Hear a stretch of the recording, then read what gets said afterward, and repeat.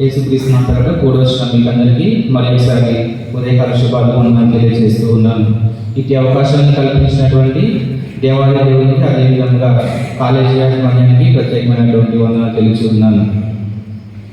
ప్రార్థన చేసుకొని వాక్య భాగంలో వెళ్తున్నాం.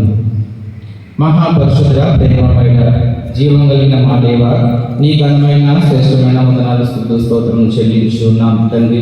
ఇదిగోనైనా ఇంతసేపు పాటల ద్వారా ఆరాధన ద్వారా నేను మధ్యపరిచున్నాను నమ్ముచున్నాను తండ్రి. ఇదిగోనైనా ప్రభుని యొక్క వాక్య భాగంలో నేను వెళ్తుండగా తండ్రి నన్ను నీ శిల్వశాఖను నన్ను మరపరచుకుని కోరుచున్నాను తండ్రి. ఇదిగోనైనా ఇక్కడ ఉన్నటువంటి వారు వినగల చెవులు, గ్రహించగల హృదయాలు మాకందరికీ దయచేయమని మా ప్రభును తిరిగి మాడైన క్రీస్తు యేసు వారి ప్రార్థించి అడిగి వేడుకొంచున్నాం తండ్రి. ఆమేన్. చదవబడినటువంటి లేఖన భాగాలు మనం విన్నాము.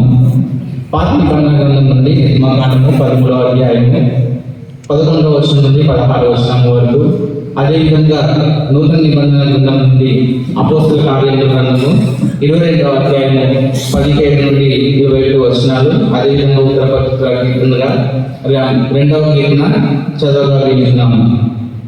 నిర్గమకాండం యొక్క గ్రంథ పరిశోధనను గమనించినట్లయితే నిర్గమము అనగా ఒడంబడిక లేదా దాటించడము, దాటివేయడం అని మనము అర్థం వస్తుంది.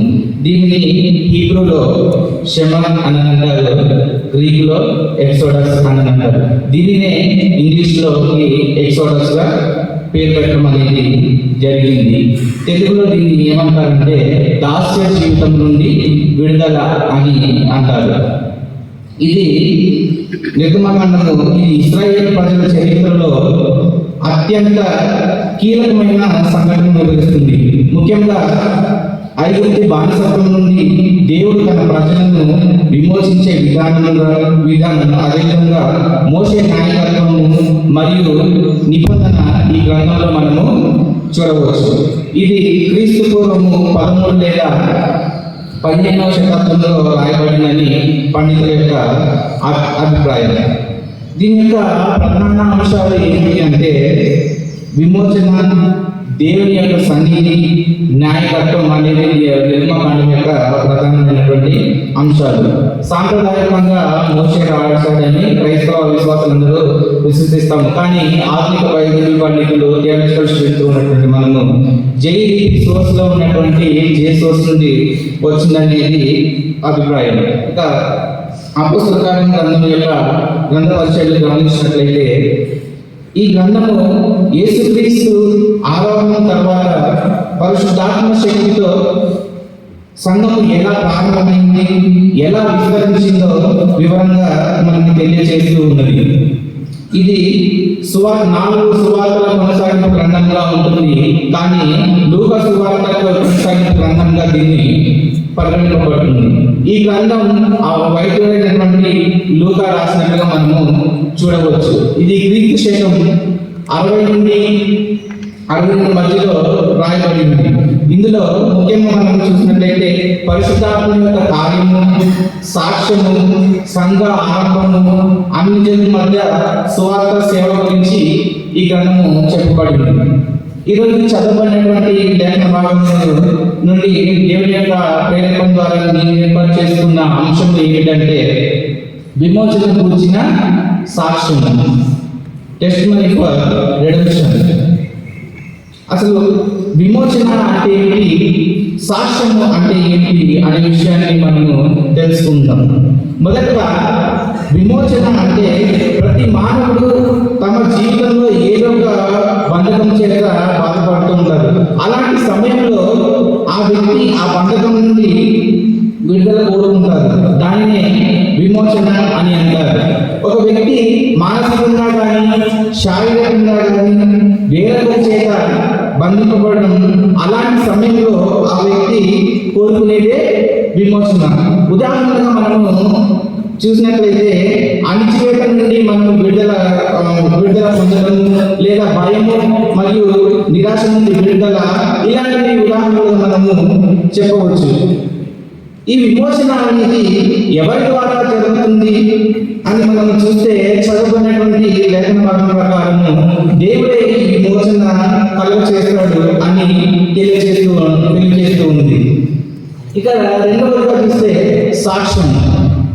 సాక్ష్యం అంటే ఏమిటంటే దేవుడు మన జీవితాల్లో బాధకరమైనటువంటి బంధకాలను తొలగించాలని జ్ఞాపకం చేసుకుంటూ ఇతరులతో పంచుకున్నాడు. అంటే విమోచన పొందిన వారు ఆ విమోచన జ్ఞాపకం చేసుకొని ఇతరులతో పంచుకోవడమే సాక్ష్యం. ఈ విమోచనని హీబ్రూలో గేర్ అని అంటారు. అంటే దాన్ని విమోచించడాన్ని మనము అర్థం చేసుకోవచ్చు.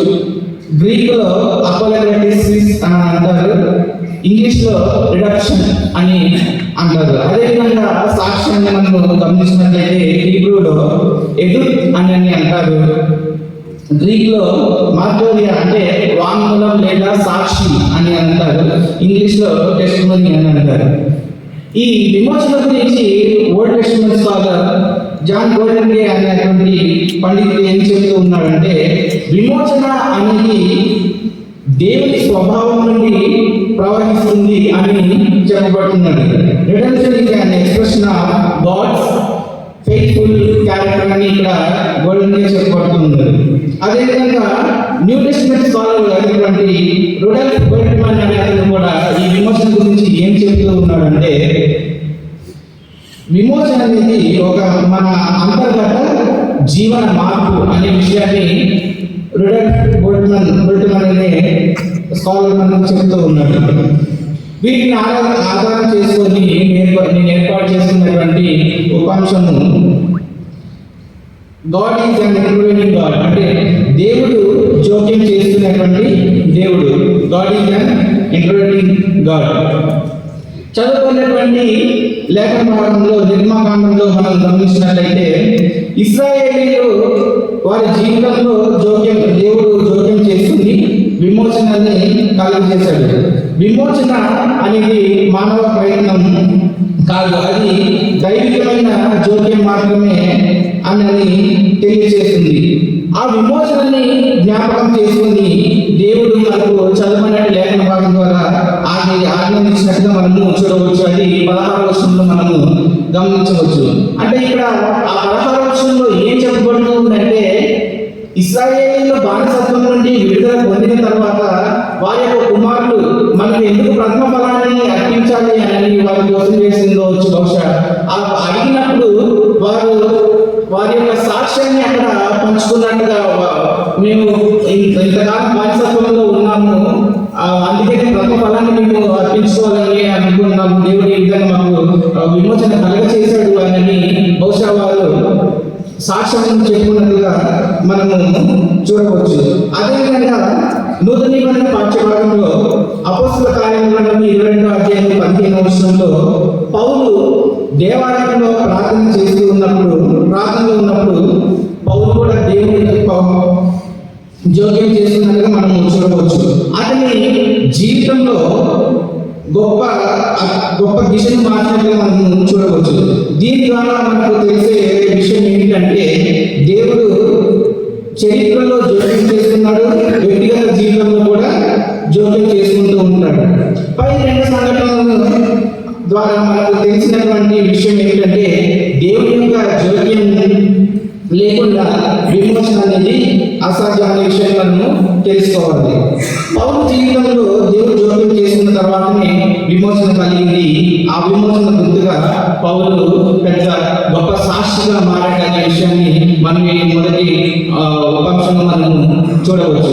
అదేవిధంగా రెండవ ఉపాంశాన్ని మనము గమనించినట్లయితే, అంగీకరింపబడినటువంటి వారు, the accepted are the called ones, అంగీకరింపబడిన వారు. నిర్గమకాండంలో మనము గమనించినట్లయితే మొదట పుట్టిన వారిని దేవుడు అక్కడ ఏర్పరచున్నట్టుగా మనము చూడవచ్చు. వారిని దేవుడు ఎన్నుకున్నాడు అనే మాట మనం సూచించవచ్చు. ఈ యొక్క సంఘటన అనేది ఎలక్షన్ థియాలజీలో ఉంటుంది. అంటే దేవుడు ఎన్నుకోవడానికి గల కారణం ఏమిటంటే, ఆయన చేసినటువంటి విమోచనని జ్ఞాపకము చేసుకుంటారు. అదేవిధంగా సాక్షులుగా జీవించడానికి మాత్రమే అనే విషయం మనకి ఇక్కడ తెలియజేయబడుతుంది. అదేవిధంగా అపొస్తలుల కార్యక్రమంలో మనము చూసినట్లయితే పౌలు అప్పటికే అక్కడి ప్రజల చేత తిరస్కరింపబడుతున్నట్టు మనము చూడవచ్చు. కానీ దేవుడు అతన్ని తన సేవకుడిగా అంగీకరించాడు. దీనిని గురించి జాన్ స్కాట్ అనే బైబిల్ పండితుడు ఇక్కడ ఏం చెప్తున్నాడంటే, దేవుడు అంగీకరింపబడిన వారిని తప్పకుండా లోకంలో ఎవరైతే దేవుడిని అంగీకరిస్తారో వాళ్ళు కంపల్సరీగా దేవుడు వారి లోకంలో తిరస్కరింపబడతారు అనే విషయాన్ని జాన్ స్కాట్ అనే పండితుడు ఇక్కడ తెలియజేస్తూ ఉన్నాడు. పౌలు ద్వారా మనకు తెలిసిన విషయం ఏంటంటే, విమోచన మన జీవితంలో జరగడం ఒక క్రియ కాదు, కానీ అది దేవుడి పనిచేయడానికి కారణం అవుతుందనే విషయాన్ని మనం ఇక్కడ తెలియచేయబడుతూ ఉంది. అదేవిధంగా మూడవ అంశంగా మనం చూసినట్లయితే సాక్ష్యం ద్వారా సువార్త, ద గాస్పెల్ త్రూ టెస్టిమనీ. సాక్ష్యం అనేది మనము మాటలు కాదు, కానీ అది జీవించే విధానాన్ని బట్టి ఉంటుందని మనం అర్థం చేసుకోవాలి. ఇశ్రాయేలీయులు వారి జీవితంలో జరిగిన విమోచన వారి పిల్లలకు వారి జీవితమే ఒక సాక్ష్యమైంది. అలాగే వారి తర్వాత తరానికి అందించడానికి ఈ విధంగా సూచించారు. అదే నిర్మాణం 13-16 మనకు చూడవచ్చు. ఈ సంగతిని నీ చేతిగా సూచనగాను కన్నుల మధ్య లలాటక పత్రికగాను ఉండవాలని చెప్పారు.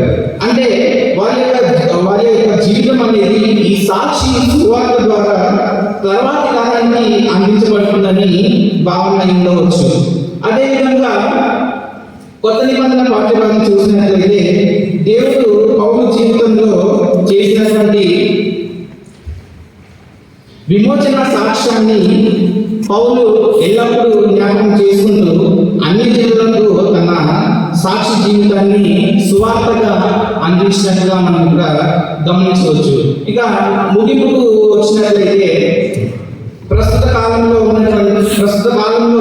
సంఘంలో ఉన్నటువంటి వారు వారికి తెలిసిన కొద్ది మాత్రమే మన యొక్క యాజకుల జీవితాన్ని చదివిస్తున్నారు. కాబట్టి మన జీవితమే దేవునికి ఒక సాక్షి సువార్తగా ఉంటూ మన జీవితంలో దేవుడు చేసినటువంటి విమోచన కార్యంలో ఎదుట వ్యక్తిని దేవుడిని చేరుకునే విధంగా ఆదర్శంగా ఉండాలి. ఏ విధంగా అయితే అక్కడ ఇశ్రాయేలీయులు వారి జీవితంలో దేవుడు చేసినటువంటి విమోచన కార్యాన్ని వారి తర్వాత తరాలకు ఆత్మీయ ఆహారంగా అందించారో, పౌలు ఏ విధంగా అయితే తన జీవితంలో జరిగినటువంటి పౌలు విమోచన కార్యాన్ని ఎదుట వ్యక్తి ఆత్మీయ ఆహారంగా అందించారో, ఆ విధంగా దేవుడు మన జీవితంలో కూడా చేసినటువంటి కార్యాలను మనము మర్చిపోకుండా జ్ఞాపకం చేసుకుంటూ ఎదుటి వ్యక్తిని సువార్తగా అందించాలి.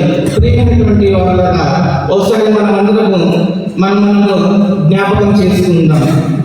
ఎన్నో రకమైన ఇబ్బందులు చేత ఉన్న మన జీవితంలో దేవుడు మనకు విమోచన కలుగజేసి మనందరం ఇక్కడ యేసుక్రీస్తులో నిలబెట్టుకున్నాడని మనము ఆలోచించుకోవాలి. ఎంతమంది మరి ఈ కార్యాన్ని ఈరోజు మనం జ్ఞాపకం చేసుకుంటున్నారో మనము పరీక్షించుకుంటున్నాం. అలాంటి గొప్ప పరిశుద్ధాత్మ దేవుడు మనకందరికీ దయచేయగా. ఆమేన్.